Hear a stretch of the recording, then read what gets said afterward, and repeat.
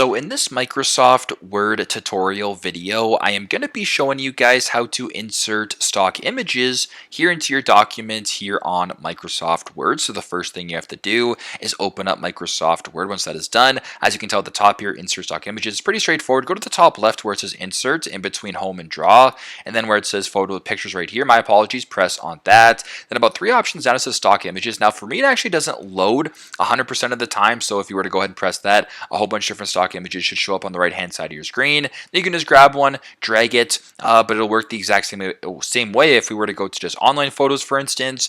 Right here, we can find a bunch of different stock images right here. So if you wanted to maybe look at one of animals, we'll press on animals right here, and then we'll go ahead and press on this elephant right here, just like that. Press on inserts, and it'll do the exact same thing for stock images. So pretty straightforward, pretty simple. This is how to insert stock images or Creative Commons images into your design here on Microsoft Word. Thanks again for watching, and hope this video helps.